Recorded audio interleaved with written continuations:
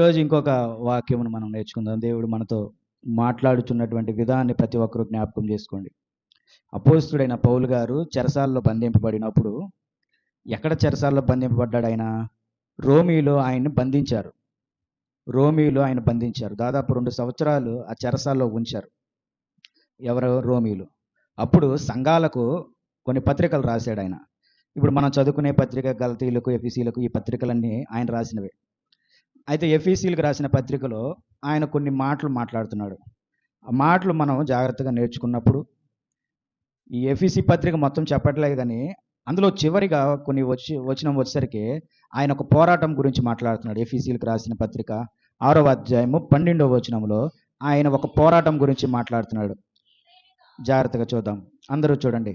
ఏలయనగా మనము పోరాడునది శరీరాలతో కాదు, కానీ ప్రధానులతోనూ అధికారులతోనూ ప్రస్తుత అంధకార సంబంధులకు లోకనాథులతోనూ ఆకాశ మండలం మందును దురాత్మల సమూహములతోనూ పోరాడుచున్నాము. క్రీస్తు ప్రభు వారు వాక్యం చెప్తుంది, దేవుడు చెప్తున్నాడు, ఎక్కడే ఉన్నారు, అంధకార సంబంధిలో ఉన్నారు, ఆకాశ మండలం మీద ఉన్నారు, ఎక్కడున్నారు. ఎక్కడున్నా సరే అది బాధించేది మట్టికి ఎవరినంటే నిన్నే. ఎక్కడున్నా సరే అది శ్రమ పెట్టేది ఎవరిని అంటే మనుషులను. అయితే దేవుడు వాక్యం ద్వారా ఏం చెప్తున్నాడంటే, నువ్వు వాటిని గమనించుకో, నీకు కనబడిన వాటిని గమనించుకో, నీ ఎదురుగా ఉన్న శరీరాలతో అయితే కాదు. ఇది మొదటిగా. అయితే పోరాటం చేస్తున్నామంట, పోరాడుతున్నాము. మీరు అపవాది తంత్రములను ఎదిరించుటకు శక్తిమంతులగునట్లు దేవుడిచ్చి సర్వాంగ కవచమును ధరించుకొనుడి. చూడండి, ఆ పోరాటములో మీరు మనుషులతో కాదు, అంధకార సంబంధికులను ఎదుర్కొంటున్నారు కాబట్టి అది నీ శక్తి, నీ బలము సరిపోదు. దేవుడిచ్చి సర్వాంగ కవచమును, దేవుని శక్తి, దేవుడిచ్చి సర్వాంగ కవచమును మీరు ధరించుకుంటే మీరు పోరాడగలుగుతారు. కాబట్టి మీరు శరీరాలతో కాదు, అంధకార సంబంధికులతో, వాటితో పోరాడాలి.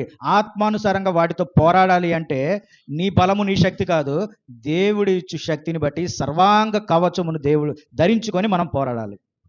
అంటే దేవుడు ఏమిస్తున్నాడు మనకి అంటే ఏంటి? శక్తి. అంటే ఒక ఆయుధం ఇస్తున్నాడు కదా, నువ్వు పోరాడటానికి ఆయుధం ఇస్తున్నాడు దేవుడు.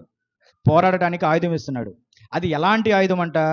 చూడండి, దావీదుకు ఒక చిన్న రాయి ఇచ్చాడు. ఆ రాయి పెట్టి ఎవరిని చంపాడు?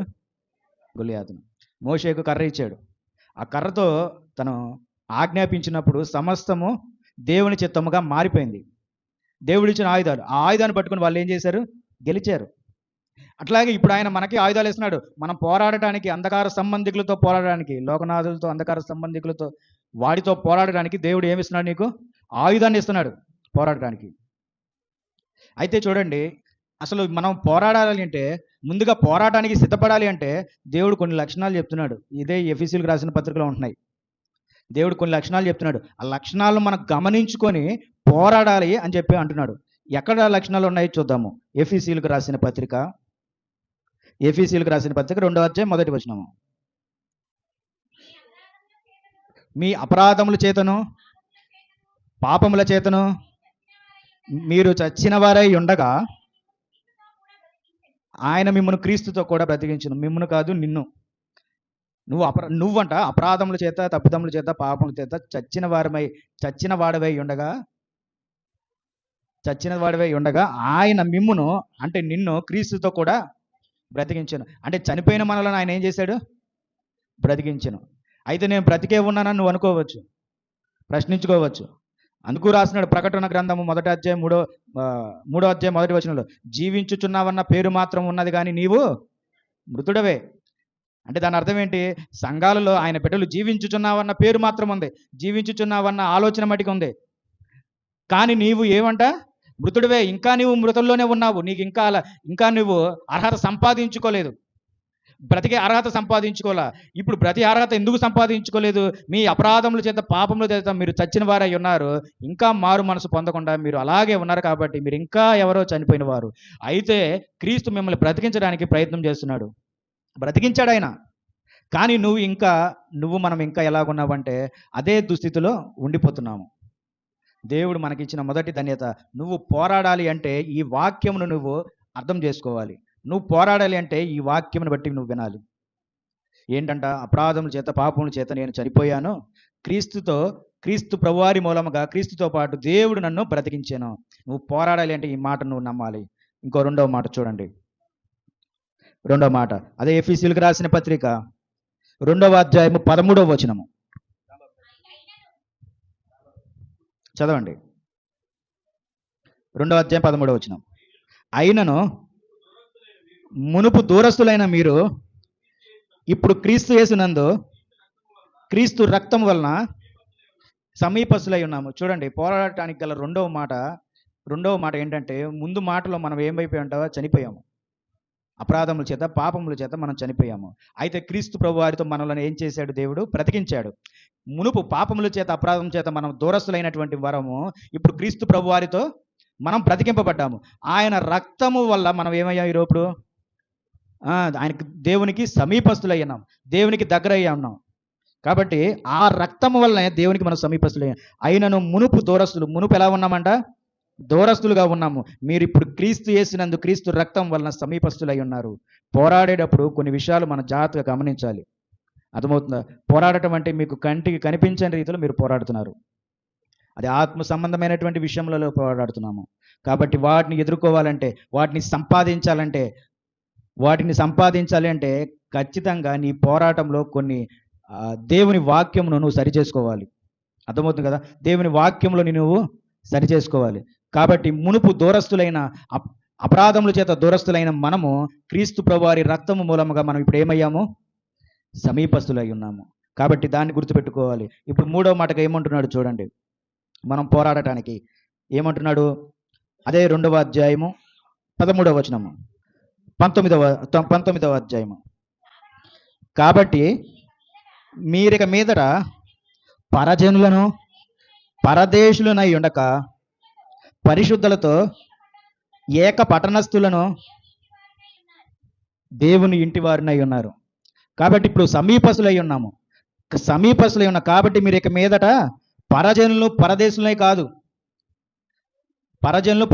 కాదు, దేవుని ఇంటి వారినై ఉన్నారు. మనందరికీ 10 రకాల ఇంటి పేర్లు ఉండొచ్చు, కానీ మనందరినీ ఒకే సంఘముగా తన బిడ్డలుగా మనల్ని నడిపిస్తున్నాడు. ఈ లోకంలో మనం చెప్పుకుంటాం, ఈ లోకంలో 10 రకాల మనుషులు, 10 రకాల ఆలోచనలు, 10 రకాల దేశస్తులు. చూడండి ఎన్ని దేశాలు ఉన్నాయి, ఎట్లాగున్నారు, ఎన్ని రకాల మనుషులు ఉన్నారు. ప్రతిదీ విభజింపబడుతున్నాయి, దేనికి దానికి విభజింపబడుతున్నాయి. అనేక దేశాలు, అనేక రాష్ట్రాలు, అనేక భాషలు, అనేక పద్ధతులు, అనేక ఆచారాలు, ఇట్లాంటివి లోకంలో అనేకమైనవి ఉన్నాయి. కానీ దేవుని ఆలోచన క్రీస్తు ప్రభువారి మూలముగా ఇట్లా అనేకమైనటువంటి వారు ఉన్నారు, వీళ్ళందరినీ ఒకే విధంగా నడిపించాలి అని ఆలోచన కలిగి ఉన్నాడు దేవుడు. ఒకే మార్గములో నడిపించాలని ఆలోచన కలిగి ఉన్నారు. ఇజ్రాయేలీలది, ఐగుప్తీయులది, వేరొక దేశస్తులది. వారి ఆలోచన, వారి స్థిరత్వం వారిది. అయితే క్రీస్తు ప్రభువారి మూలముగా వారందరినీ ఆయన ఒకే మార్గమున నడిపించాలనుకున్నారు. ఈరోజు అనేక ఇంటివారు ఎక్కడ ఉన్నప్పటికీ అయితే ఆయన ఒకే మార్గంలో నడిపిస్తున్నాడు.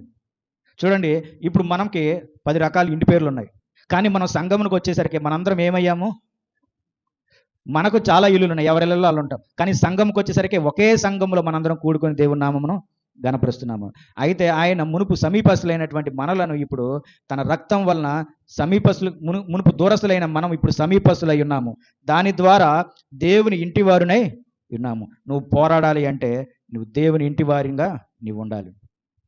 పోరాటము గెలవాలి అంటే, అందరం పోరాడుతున్నాము, అన్నిలు పోరాడుతున్నారు, నువ్వు పోరాడుతున్నావు, కానీ అది గెలవాలి అంటే దేవునిలో ఉండాలి. ఈ పోరాడటానికి ఆయన ఎంత ధన్యతనిచ్చాడు. అపరాధముల చేత పాపముల చేత నువ్వు చనిపోయిన నిన్ను ఆయన బ్రతికించాను, ఆయనకు సమీపిస్తునిగా చేశాను, ఆయన ఇంటి వారినిగా నిన్ను ఆయన స్థిరపరిచాడు. కాబట్టి ఆ ధన్యతను పోగొట్టుకోకండి. 4వ అధ్యాయం ఎఫెసీయులకు రాసిన పత్రిక 4వ అధ్యాయం 22వ వచనం అంటున్నాడు చూడండి. కావున మునుపటి ప్రవర్తన విషయంలోనైతే మోసకరమైన దురాశ వలన చెడిపోవు మీ ప్రాచీన స్వభావమును వదులుకొని మీ చిత్తావృత్తి యందు నూతన పరచబడిన వారై నీతియు యథార్థమైన భక్తియు గలవారే దేవుని పోలికగా సృష్టింపబడిన నవీన స్వభావమును ధరించుకొనవలను. మరలా నేను అదే మాట్లాడుతాను వివరించి. కాబట్టి మునుపు దూరస్తులైన మనం ఇప్పుడు సమీపస్తులై ఉన్నాము. అంటే దేవుడు ధన్యత ఇచ్చాం, ఆయన ఇంటి వారై ఉన్నాము, ఆయన సొంత ప్రజలమై ఉన్నాము. అర్థమైంది కదా? ఆయన సొంత ప్రజలమై ఉన్నాము. ఆయన సొంత ప్రజలైనప్పుడు చూడండి, దావీదు గారు రాసిన కీర్తనలో 100వ కీర్తన 3వ అధ్యాయము ఒక మాట చెప్తున్నాడు. చూడండి, దావీదు గారు రాసిన కీర్తనలో 100వ అధ్యాయము 3వ వచనము. యెహోవాయే దేవుడని తెలుసుకొనుడి, ఆయనే మనలను పుట్టించెను, మనము ఆయన వారము, మనము ఆయన ప్రజలము, ఆయన మేపు గొర్రెలము. ఇప్పుడు మనం ఆయన ఇంటి వారై ఉన్నాము, ఆయనకు సమీపస్తులై ఉన్నాము. మనం ఇప్పుడు ఆయన ప్రజలము, ఆయన మేపు గొర్రెలము. చూడండి, మనం ఆయన ప్రజలమైనప్పుడు, ఆయన ఇంటి వారినైనప్పుడు, సమీపస్తులమైనప్పుడు, ఎప్పుడు నీ అపరాధముల చేత పాపముల చేత నువ్వు వాటిని విడిచిపెట్టి ఎప్పుడైతే నువ్వు క్రీస్తునందు బ్రతుకుతావో, క్రీస్తునందు జన్మిస్తావో, అప్పుడు నువ్వు సమీపస్తుడివి, అప్పుడు నువ్వు ఆయన ఇంటి వారివి, అప్పుడు నువ్వు ఆయన ప్రజలవి, ఆయన మేపు గొర్రెవు అవుతావు. చూడండి, ఆయన మేపు బిడ్డలం అవుతాము, ఆయన సొంత బిడ్డలం అవుతాము. మనల్ని పోషించేది ఎవరంట? దేవుడు. అయితే అంత ధన్యత కలిగినటువంటి వారము, సమీపస్తులైనటువంటి వారము, ఇంటి వారనైనటువంటి వారము ఏమంటున్నాడంట? కావున మునుపటి ప్రవర్తన విషయంలోనైతే మోసకరమైన దురాశ వలన చెడిపోవు నీ ప్రాచీన స్వభావమును వదులుకో అంటున్నాడు. నువ్వు పోరాడాలి అంటే, పోరాటంలో గెలవాలి అంటే, నువ్వు నీ ప్రాచీన స్వభావం, పాత స్వభావమును ఏం చేయాలంట? మనము విడిచిపెట్టాలి. చూడండి, స్వభావం అంటే మరలా పాపంలోనికి వెళ్ళదు. లోపాలు కూడా ఉన్నాయి, లోపాలు కూడా ఉన్నాయి. ఫలించేటటువంటి లోపం, నువ్వు ఫలించాలి కానీ ఫలించలేకపోతున్నావు. ఎందుకంటే లోపంలో ఉండిపోయినావు. చూడండి, మోషే దేవునితో మాట్లాడిన తర్వాత దేవుని యందు భయభక్తులు కలిగి ఉన్నాడు. అప్పుడు ఆయనలో ఏ పాపము లేదు. దేవుణ్ణి ఎంతో భయభక్తులతో నడిపించాడు. ఐగుప్తు దేశం నుండి విడిపించి ఇజ్రాయేలులను ఆయన నడిపించాడు. కానీ చివరికి ఆయన ఆ కానాను దేశంను చూడలేకపోయాడు. ఎందుకని? మొదటిదైతే ఏదైతే ఆజ్ఞలు ఇచ్చాడో, ఆజ్ఞలు తీసుకొని బయటకు వచ్చినప్పుడు వీళ్ళు ఏం చేశారు? ఒక విగ్రహాన్ని చేసుకొని ఆరాధిస్తున్నారు. వెంటనే ఆయన ఆజ్ఞలు ఏం చేశాడు? కోపంతో. చూడండి, ఆయన మాట తప్పిదము, ఆయన కోపము, ఈ రెండు అన్నమాట దేవునికి విరుద్ధంగా ఉండే. కావున కానాన్ని ఆయన ఏం చేయలేకపోయాడు? చూడలేకపోయాడు. ఆయనలో ఏ పాపం ఉందా? కనపడిందా? చూపించాడు, కానీ వెళ్ళలేకపోయాడు. ఆయనలో ఏ పాపం అన్న ఉందా? ఏది? మన శరీర కార్యములు ఇవన్నీ జరిపించాడా? కాదు. ఒక చిన్న తప్పిదము, దేవునితోనే ఉన్నాడు. ఆ చిన్న తప్పిదం వల్ల ఆయన ఏమయ్యాడు? అందులో అడుగు పెట్టలేకపోయాడు, దానికి వెళ్ళలేకపోయాడు. అదే చెప్తున్నాను, మనలో పాపం గురించి ఆలోచిస్తున్నారు కానీ అంతర్గతంగా మనలో ఉన్నటువంటి లోపాల వల్ల కూడా మనం ఏమవుతున్నామంట? పోరాటం జరిగించలేకపోతున్నాము. అది ఈరోజు మనం తెలుసుకోవాలి, క్రైస్తవులైనటువంటి మనము. నేనేం చేశాను అని మనం మాట్లాడుతూ ఉంటాము. నీలో ఉన్న దేవునికి యథార్థముగా ఇవ్వవలసిన దాంట్లోనే మనం ఏం చేస్తున్నామంట? వెనకబడిపోతున్నాము. చూడండి, అంటున్నాడు కదా, ఏమంటున్నాడు? కావున మునిపటి ప్రవర్తన విషయంలోనైతే మోసకరమైన దురాశ వలన చెడిపోవు మీ ప్రాచీన స్వభావమును వదులుకోవాలి. దేవునికి దూరం చేస్తున్న మీ ప్రతి ప్రాచీన స్వభావమును నువ్వేం చేయాలంట? వదులుకోవాలి, పరీక్షించుకోవాలి. ఆ ప్రాచీన స్వభావమును వదులుకొని మీ చిత్తావృత్తి యందు నూతన పరచబడిన వారై, నీతి యథార్థమైన భక్తి గలవారై, దేవుని పోలికగా సృష్టింపబడిన నవీన స్వభావమును ధరించుకోవాలి. ఇవన్నీ ఉంటేనే నువ్వు పోరాడగలుగుతావు. ప్రాచీన స్వభావం విడిచిపెట్టాలి, నూతన పరచబడాలి, నీతి యథార్థత భక్తి జీవితం గలవారై ఉండాలి. అప్పుడు నువ్వు పోరాడుచుంటావు, పోరాడింది గెలవగలుగుతావు. ఖచ్చితంగా పోరాడుతున్నావు. మీ ప్రార్థనలతో మీరు అడుగుతూనే ఉంటున్నారు, కానీ వాటిని పొందలేకపోతున్నాం, గెలవలేకపోతున్నాం. ఎందుకంటే నీ పోరాటంలో భక్తి జీవితం కరెక్ట్గా లేదు, నీ పోరాటంలో యథార్థమైన జీవితం కరెక్ట్గా లేదు. అర్థమవుతుంది కదా? యథార్థమైన జీవితం లేకపోతే దావీదు గెలవలేడు ఆ పోరాటంలో, యుద్ధంలో. యథార్థ జీవితం లేకపోతే మోషే ఆ కర్రను పట్టుకొని ఎర్ర సముద్రంను చీల్చలేడు, 2 పాయలుగా చేయలేడు. ఏలియా బ్రతకలేడు యథార్థ జీవితం. నాతాను ప్రవక్త జీవించలేడు. ఏలియా గెలవలేడు, ఏది? బయలుదేవతలతో పోటీ ఉన్నప్పుడు గెలవలేడు. కాబట్టి గమనించాలి, మనం భక్తి గల జీవితం అయి ఉండి మనం పోరాడితే పోరాటంలో మనం గెలుస్తాము. ఆ పోరాటం నువ్వు కొనసాగించుకోవాలి. ఎన్నో అనారోగ్య సమస్యలతో నీవున్నావు, ఎన్నో ఆర్థిక విషయాల్లో నీవున్నావు, ఎన్నో కుటుంబ గోలతో సమస్యలతో నీవున్నావు, నీ బిడ్డల సమస్యలతో నీవున్నావు. ఇన్ని సమస్యలు పెట్టుకొని నువ్వు గుడ్డిగా పోరాడితే అదే గుడ్డితనంలోనికి నువ్వు వెళ్ళిపోతావు. అది పోరాడటం కాదు. ఆ పోరాటంలో నువ్వు ఎప్పటికీ గెలవలేవు. కాబట్టి దేవుని యందు భయభక్తులు కలిగి మంచి విషయాన్ని బట్టి నువ్వు నడుచుకున్నప్పుడు నువ్వు పోరాడిన ప్రతి దానిలో నువ్వు విజయం సాధిస్తావు. నువ్వు వెళ్ళే ప్రతి మార్గంలో నువ్వు గెలుస్తావు అంటున్నాడు, విజయాన్ని పొందుకుంటావు అంటున్నాడు. కానీ సరైనటువంటి బ్రతుకు జీవితం నీకు లేనప్పుడు నువ్వు ఎలా పోరాడగలుగుతావు? ఎలా గెలుస్తావు? ఎలా పోరాడగలుగుతావు? లేదు, గెలవలేవు. ఎలా గెలవలేవు? కాబట్టి దేవుని విషయంలో నువ్వు జాగ్రత్త. ఆయన ఇంటివారై ఉన్నప్పుడు ఆయన ఇంటివారి మాట నువ్వు వినాలి. ఆయన ఇంటివారై ఉన్నాము, యజమానుడి మాట నువ్వు వినాలి. యజమానుడు చెప్పిన మాటని వినకుండా దేవుని ఇంటివారే ఎలా ఉంటావు నువ్వు? అర్థమవుతుంది కదా? ఇంకొక మాట, ఎఫెసీయులకు రాసిన పత్రిక 5వ అధ్యాయము 10వ వచనంలో అంటున్నాడు, నేను చదువుతున్నాను, జాగ్రత్తగా వినండి. గనుక ప్రభువుకి ఏది ప్రీతికరమైనదో దానిని పరీక్షించుచు వెలుగు సంబంధుల వలె నడుచుకునుడి. చూడండి, దేవునికి ఏది ఇష్టమో అది చెయ్యండి అంటున్నాడు. దేవునికి ఏది ఇష్టమో అది చెయ్యాలి.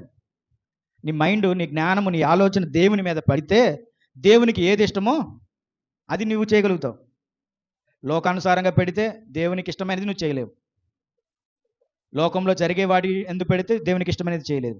నీ ఇంట్లో వాటి ఎందుకు పెడితే దేవునికి ఇష్టమైనవి నువ్వు జరిపించలేవు.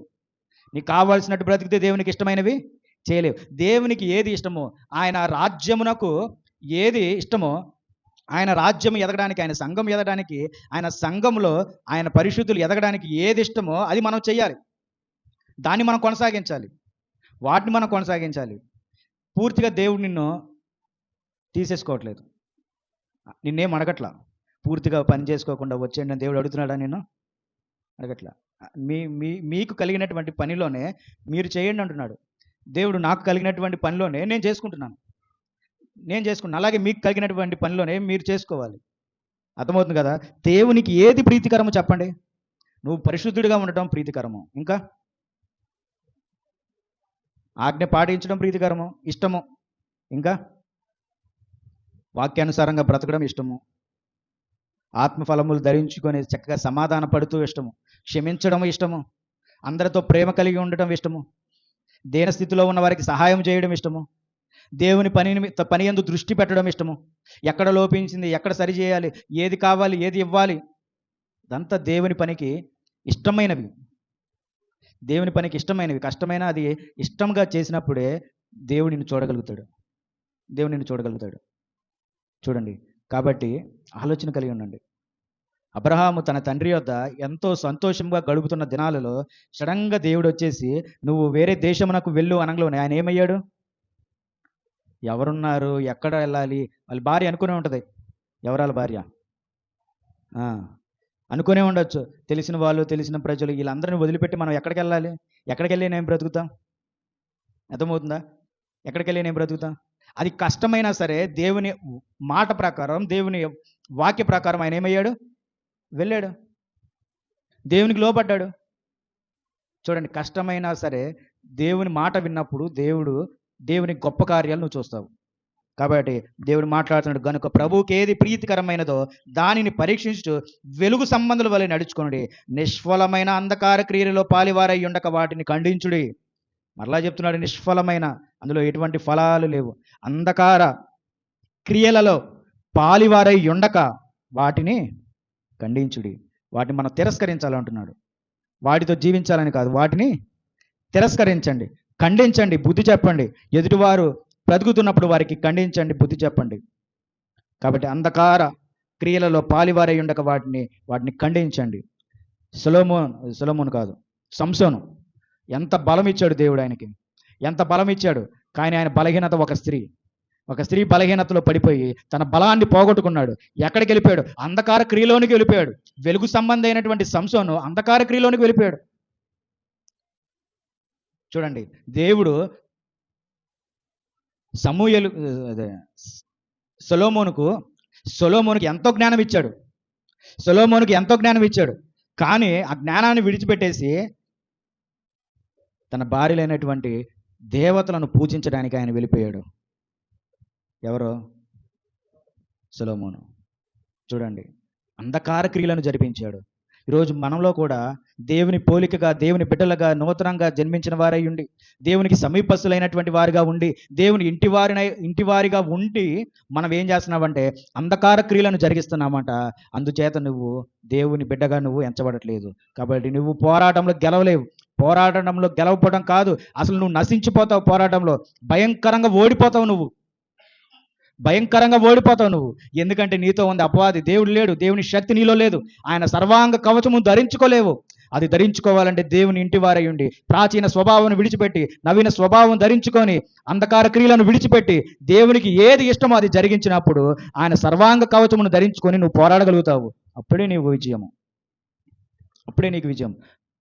అద్భుతాన్ని చూడగలుగుతావు, దేవుని ఫలాలను చూడగలుగుతావు. అంధకార సంబంధికులు నిష్ఫలమేనంట. నీకు ఏది ప్రయోజనం లేదు. నువ్వు ఎంత పోరాడినా నీకేమీ దొరకదు.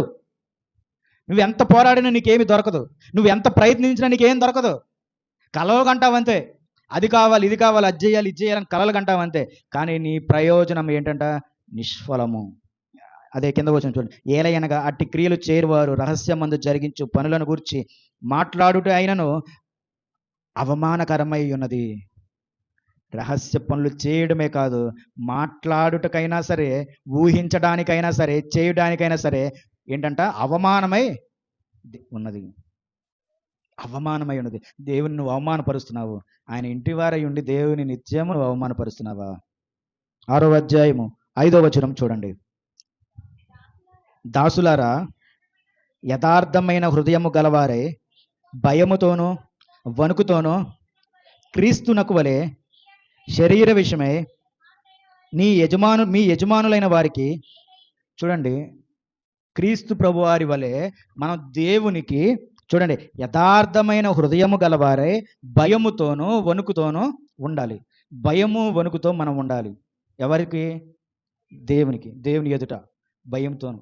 అమ్మో, ఈరోజు ప్రార్థన చేయకపోతే ఏమైపోద్ది? దేవునితో మాట్లాడకపోతే ఏమైపోద్ది? వాక్యం చదువుకోకపోతే ఏమవుతుంది? ఆ భయం నీకు లేదు. ప్రార్థనకి వెళ్ళకపోతే ఏమవుద్ది? ఆరాధనకు వెళ్ళకపోతే ఏమవుద్ది? ప్రభురాత్రి భోజనం తీసుకోకపోతే ఏమవుతుంది? ఇదంతా ఎవరికంటే దేవునిలో ఎదిగినటువంటి వారికి.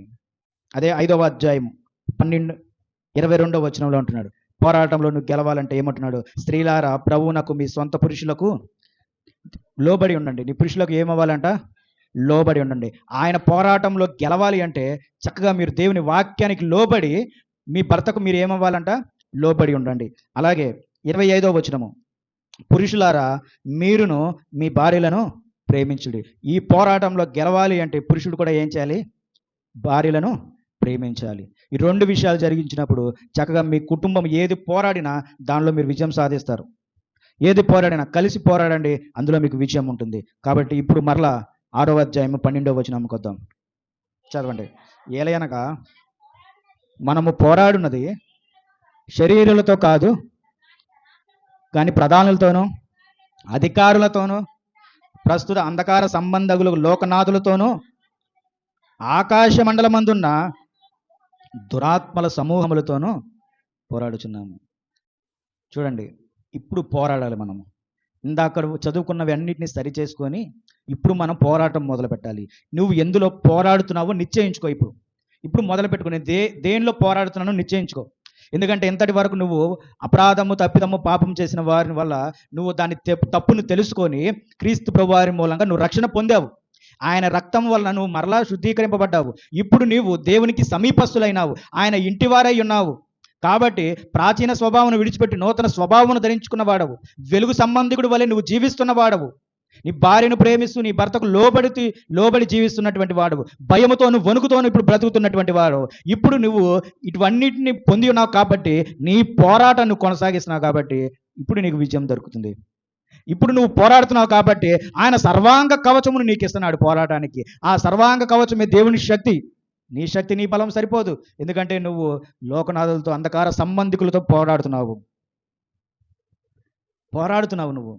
చూడండి, దానియేలు ప్రధానులతో పోరాడాడు. ఎవరంటే రాజు నెబుకద్నెజర్ రాజు 3 రోజులు ప్రార్థన చేయొద్దన్నారు, కానీ ఆయన చేశాడు. ఇప్పుడు పోరాడాడు, భక్తి జీవితం కలిగి పోరాడాడు. ఇప్పుడు ఎవరు గెలిచారంటే దానియేలే గెలిచాడు. రాజు తెలుసుకోగలిగాడు. అట్లాగే షడ్రకు మేషకు అబేద్నెగో ముగ్గురిని తీసుకెళ్ళి అగ్నిలో వేశారు. అగ్నిలో వేశారు. అగ్నిలో ఎంతమంది ఉన్నారు? నలుగురు కనపడ్డారు. రాజుకి ఆశ్చర్యం వేసింది. అసలు కళ్ళే తిరిగినాయి ఆయనకి. ముగ్గురు అయితే నలుగురు ఏడు నుంచి వచ్చారని. దేవదూతల వలె ఉన్నాడు ఆ నాలుగో వ్యక్తి ఎవరో. దేవదూతల వలె ఉన్నారు. ఆశ్చర్యపోయాడు. రండి బయటికి రండి అన్నాడు. ముగ్గురిని బయటకు వచ్చారు. మీరు ఆరాధించే దేవుడే నిజమైన దేవుడు. ఈ రోజు నుంచి నేను కూడా ఆరాధిస్తాను. ఆ రోజు అక్కడ వచ్చిన వాళ్ళందరూ, ఎందుకంటే అక్కడ పెద్ద పండగ జరుగుతుంది. ఏంటా పండగ? ఒక విగ్రహాన్ని చేసి, ఆకాశం కంటే అంత పెద్ద విగ్రహాన్ని చేసి అందరూ దానికి మొక్కలను చూశారు ఆ రోజు. కానీ దేవుడు మార్చేశాడు. ఆ సాయంత్రం కల్లా మొత్తం ఆ విగ్రహాలన్నీ పోయి దేవుని ఆరాధించడం మొదలుపెట్టారు. యెహోవా దేవుడు నిజమైన దేవుడు అని వారు ఆరాధించడం మొదలుపెట్టారు. చూడండి, మనము పోరాటంలో గెలవాలి అంటే వీటన్నిటిని ముందు సరి చేసుకోవాలి. ఇవి సరి చేయకుండా ఇష్టానుసారంగా పోరాడితే సరిపోదు. ఇవి లేకుండా నువ్వు ఎన్ని ప్రార్థనలు చేసినా, నేను ఎన్ని ప్రార్థనలు చేసినా, ఇవేమి లేకుండా ఎన్ని ఉపవాసాలు మనం ప్రార్థనలు చేసినా, ఎన్ని మీటింగ్స్కి వెళ్ళినా, ఎన్ని ఆరాధనలకు వెళ్ళిపోయినా ఏమవుతుందంట? ఎందులోనూ గెలవలేవు. అట్లాగే ఉంటావు. నేను చెప్తున్నాను, అట్లాగే ఉంటారు మీరు. పోరాడాలి. నీ గురించి నువ్వు పోరాడు. నీ కుటుంబం గురించి నువ్వు పోరాడు. నీ సంఘం గురించి నువ్వు పోరాడు. నువ్వు విజయం సాధిస్తావు. 13వ వచనం, అందుచేతను మీరు ఆపద్దినమందు వారిని ఎదిరించుటకును సమస్తమును నెరవేర్చిన వారై నిలువబడుటకును శక్తిమంతులగునట్లు దేవుడిచ్చి సర్వాంగ కవచమును ధరించుకోండి. ఇది ఆపద్దినముల వరకు, చివరి దినాల వరకు కూడా నీకు పనికొచ్చేది ఈ సర్వాంగ కవచమును ధరించుకోండి. ఎలాగనగా మీ నడుమునకు సత్యమును దట్టి కట్టుకొని నీతి అను మైమరుపు తొడుగుకొని. సత్యమను దట్టి, నడుముకి సత్యమను దట్టిని కట్టుకోవాలి. నీతి అని మైమరుపు ఇక్కడ తొడుక్కోవాలి. ఓకేనా? ఈ సత్యము చూడండి, మనం గాయు గురించి నేర్చుకున్నాము. యోహాను రాసిన 3వ పత్రికలో గాయు గురించి నేర్చుకున్నాము. సత్యమును అనుసరించి నడుచుకున్నటువంటి గాయు గురించి. అలాగే మత్తయి సువార్త 6వ అధ్యాయంలో కూడా సత్యమును గురించి ఎలాగుందో, మనం చేసే ప్రార్థన విషయంలో, ఉపవాస ప్రార్థన విషయంలో, దానం విషయంలో సత్యం ఉండాలని మనం ఆ రోజు నేర్చుకున్నాము. చూడండి, దేవుడు ఏమంటున్నాడు? ఆత్మతోనూ సత్యముతోనూ దేవుణ్ణి ఆరాధించాలి. 21వ సామెతలు 28వ వచనము, 21వ అధ్యాయము 28వ వచనము. విని మాట్లాడువాడు సత్యం పలుకును. చూడండి, విని మాట్లాడాలి, సత్యం పలకాలి అంటే. వినకుండా మాట్లాడేస్తాం, చూడకుండా మాట్లాడేస్తున్నాం. మనం ఒకరి గురించి చెప్పేటప్పుడు ఏం చేస్తున్నాం? వినలేదు, చూడలేదు, కానీ అంత సత్యమే అన్నట్టు నువ్వు మాట్లాడుతున్నావు. విన్ని చూస్తేనే కానీ నువ్వు మాట్లాడాలి. అవి కూడా ఒక్కోసారి మాట్లాడద్దు అంటున్నాడు దేవుడు. ఎందుకంటే తీర్పు నేనేస్తానంటున్నాడు. నువ్వెందుకు ఇస్తున్నావు తీర్పు? కాబట్టి విని చూసి కానీ నువ్వు మాట్లాడాలి. నీకు నోటికి వచ్చింది లేదా నిజమై ఉంటుందిలే అనుకుని మనం మాట్లాడితే అందులో సత్యం లేదు. కాబట్టి మనం ఏదైనా సరే విని మాట్లాడాలి. కాబట్టి సత్యమును మనం గ్రహించాలి. ఆ సత్యము ఎవరంటే క్రీస్తు ప్రభువారు. ఆయన మార్గము సత్యము. ఈరోజు అనేకమైనటువంటి విషయాల్లో సత్యం లేదు. దేవుని ఆరాధనలో సత్యం లేదు. ఆరాధన క్రమాల్లో సత్యం లేదు. యథార్థత లేదు. కాబట్టి నువ్వు నేనైతే ఆరాధించేటప్పుడు ఆ సత్యమును అనుసరించి మనం నడుచుకోవాలి. ఇంకా ఏమంటున్నాడు? సత్యమును దట్టి కట్టుకొని నీతి అను మైమరుపు తొడుక్కోవాలి. నీతి ఉండాలి. కయ్యూను హేబేలు ఇద్దరిలో ఎవరు నీతి జరిపించారు? మంచి చెడు, ఎందులో ఏది నీతి? చెడా? మంచి. చెడనంగులోనే అప్పుడు మంచి అంటున్నారు. అందులోనే కూడా డౌటే మీకు, ఏది నీతో? మంచి చెడులో ఏది నీతి ఉంది? ఎందులో నీతి ఉంది చెప్పండి? మంచిలోనే ఉందా? చాలా సంతోషం. కయ్యూను హేబేల్లో ఎవరిలో నీతి ఉంది? హేబేల్లో నీతి ఉంది. చూడండి, మన నీతిని బట్టే న్యాయం జరుగుతుంది. అర్థమైందా? మన నీతిని బట్టే మనకు న్యాయం జరుగుతుంది. మన నీతిని బట్టే మనకు న్యాయం అనేది ఎదురవుతుంది. మన నీతిని బట్టే దేవుడు మనకు న్యాయము జరిపిస్తాడు. కాబట్టి నువ్వు ఎలాగ ఉండాలంటే నీతిని బట్టి నువ్వు నడుచుకోవాలి. అంటే ఏం లేదు, వాక్యాన్ని బట్టి నువ్వు జీవించాలి. ఖండితముగా నువ్వు వాక్యాన్ని జీవించాలి. చేసేద్దాంలే, వాళ్ళు ఎలాగోలా ఏదో ఒకటి చేసేద్దాంలే, ఎలాగోలా పాడేద్దాంలే, ఏదో ఒకటి పాడేద్దాంలే అని ఎంత అపోహమైనటువంటి ఆరాధనలోనికి ఈరోజు అనేక మంది జనం వెళ్ళిపోయారు. 3వ అధ్యాయంలో ఒక మాట అంటున్నాడు చూడండి, చివరి వచనాల్లో. ఎఫెసీయులకు రాసిన పత్రిక అదే 3వ అధ్యాయం. ఏమంటున్నాడు? మనలో కార్యసాధకమైన తన శక్తి చొప్పున మనం అడుగు వాటన్నిటికంటే ఊహించు వాటన్నిటికంటే అత్యధికంగా చేయ శక్తి గల దేవునికి క్రీస్తు యేసు మూలంగా సంఘములు తరతరములు సదాకాలము మహిమ కలుగును గాక. ఆమేన్. అత్యధికంగా నువ్వు అడిగిన దానికంటే అత్యధికంగా చేయాలంటే ఈ కవచము ధరించుకోండి. ఈ కవచమును ధరించుకోండి. ఏంటి ఆ కవచం అంటే? నీతి, సత్యము, నీతి. ఇంకోటి ఏంటి? సిద్ధ మనసు. ఇంకోటి ఏంటంటే విశ్వాసము. ఇంకోటి ఏంటంటే రక్షణ. వాక్యమును ఖడ్గము. వాక్యమును ఆత్మ ఖడ్గమును మనం ధరించుకోవాలి. వీటిని ధరించుకున్నప్పుడే నీవు పోరాటంలో విజయం సాధిస్తావు. నువ్వు ఏదైనా నీ చేయించుకో. ఈ రోజు నుంచి నీ పోరాటం మొదలు పెట్టండి. అందులో గెలవడానికి దేవుని ప్రార్థించండి. అది ఖచ్చితంగా మీరు గెలుస్తారు. వాక్యం చదువుతున్న జాగ్రత్తగా వినండి. ఏమంటున్నాడు? పాదములకు సమాధాన సువార్త వలనైన సిద్ధ మనసును జోడు తొడుగుకొని నిలువబడి ఇవన్నీ గాక విశ్వాసమును డాలు పట్టుకొనుడి. దానితో మీరు దుష్టుని అగ్నిబాణములన్నింటినీ ఆర్పుటకు శక్తిమంతులు అవుదురు. అబ్రహాము దాన్నే పట్టుకున్నాడు, విశ్వాసం అని. విశ్వాసమును పట్టుకొని వెళ్ళాడు, తన కొడుకును పట్టుకొని. దేవుడు, నీ కుమారుని నాకు బలివు, నీ ఒక్కగానొక్క కుమారుని నాకు బలివు అనంలోనే దేవుని మాట ప్రకారం దాన్ని పట్టుకొని వెళ్ళాడు. ఇస్సాకును పట్టుకొని వెళ్ళాడు.